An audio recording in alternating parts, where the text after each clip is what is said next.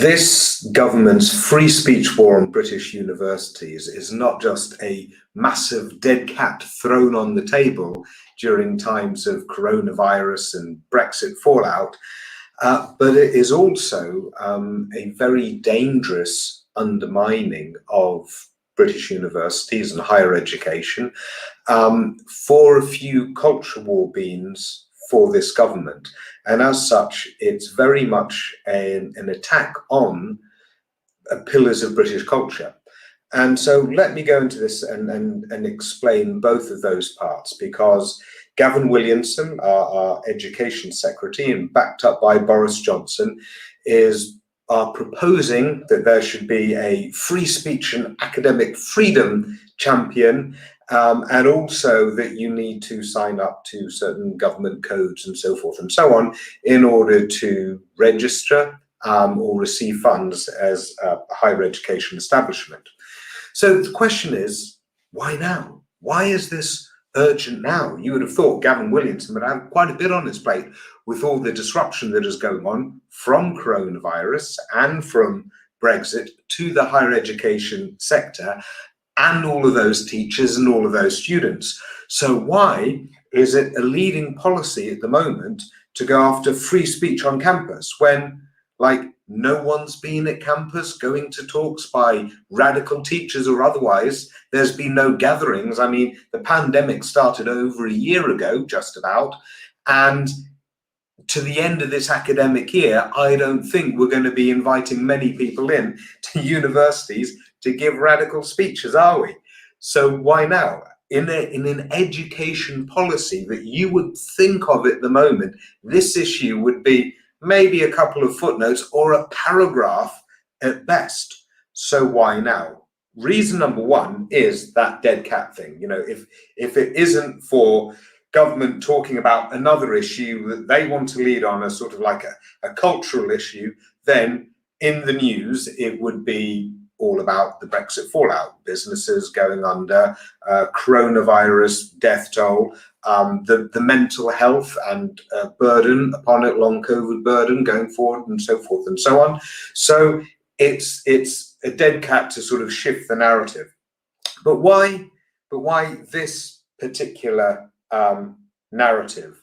I mean, it's not like this government deeply and thoroughly cares about free speech in all of its forms. I mean, this was the government that decided to prorogue Parliament unlawfully, to kick 21 of their own members out for having the temerity to question this government's direction. This was the government that decided to boycott Good Morning Britain for the best part of a year.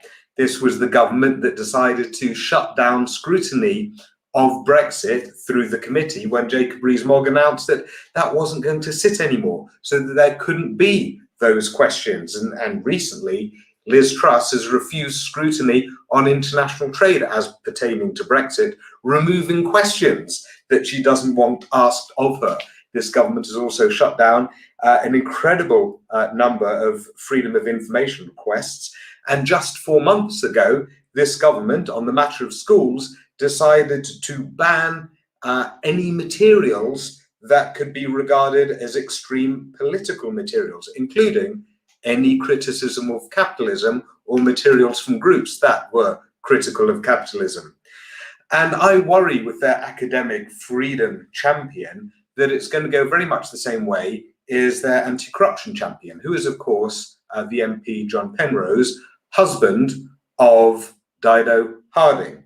And so we haven't seen much action there on the vast corruption we've seen on the coronavirus crisis. But why pick on universities as your cultural detractor? I mean, what is the narrative here? The fundamental narrative that we're seeing consistently in some parts of the right is that British culture is always under assault. You know, if it's not one monster, then there's another monster coming around the corner that just wants to eat up all of British culture, destroy it, lay waste to it.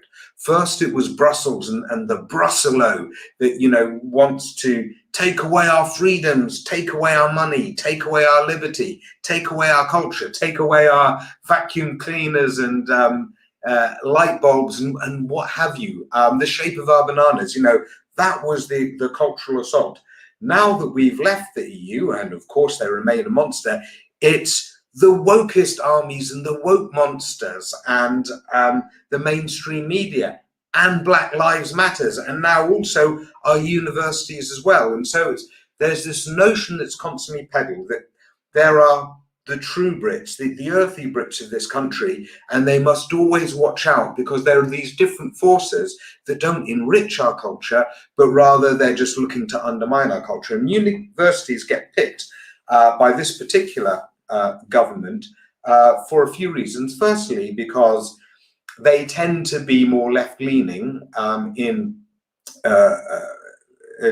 the employment sort of level than right-leaning, and this government constantly has an issue with that. But it's common to the public sector. It tends to be more left-leaning, whether you're talking about higher education or broader education or the NHS. It's the part of British culture that is more wedded to that sense of communal working together and public resources and public services. So it tends to be slightly more left-leaning, but then also particularly, and this is important, this all heightened during the referendum and shortly after, because our universities were so fiercely anti-Brexit, this government wants to punish them.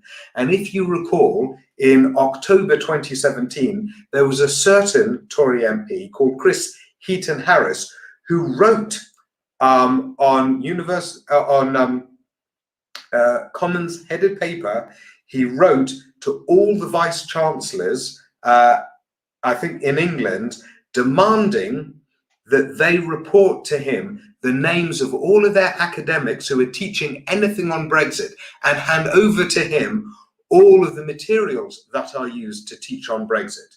Now, this caused a massive flare-up at the time, that it went this far with our government attacking our universities on the matter of Brexit and demanding names and demanding all materials. And it was called McCarthyite. It was shouted down from both the pro-Remain and pro-Leave camp.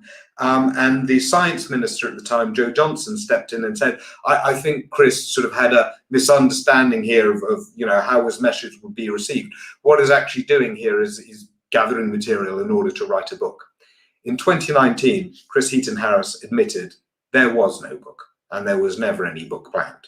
Chris Heaton-Harris, incidentally, had been the chair of the ERG in the year previous to that. So it is this government that has repeatedly sought to launch an attack on the culture of British universities, the unique culture of our British universities. So regardless of any tweaks that you might want to make in order to guarantee that there's no bullying in universities or academia, or that visiting researchers or lecturers or speakers are treated in a certain way, nevertheless, this is part of a bundle of wider actions. What we're seeing here is our government deciding to press release it, talk about landmark proposals and push it onto the front pages. And what they're doing is they're setting up here this notion that our universities are not to be trusted culturally, our academics are not to be trusted culturally. What really needs is a good, strong government here to come in and sort out the universities. So a very, very authoritarian stance. And so that is very un-British, in my opinion, to postulate that. That's going in the direction of Hungary. It's dangerous, it's populist in the sense that, popular policies are fine, but populism is really about exploiting problems or exploiting misconceptions rather than solving problems and healing. And so it's looking to win a few culture war beans by setting the wider British population against the universities and saying the UK government, the Conservative government, were your champions against those woke liberal universities. You can't trust them. We need to sort them out. And that is really, really damaging. It damages our universities on home soil, but also this government has been damaging our universities internationally. Not just has Brexit damaged them to vast sums of money, but also by shunning things like the Erasmus Plus program and shunning tens of thousands Europeans a year coming over to network amongst our universities and build that outward-looking global Britain. This government has actually done a hell of a lot of damage here. And so that's what I worry about at the end of the day. You know, we've got our universities like Oxford helping produce some of the world-leading vaccines here. They should be celebrated, they should be nurtured, they should be worked with. But this government is on its crusade to actually damage parts of British culture in order to gain itself a few points, culture war points, and detract from their current problems. And I think that's really quite damaging to the fabric of this country as well, to take such a stance. Right, that'll do. Catch you later.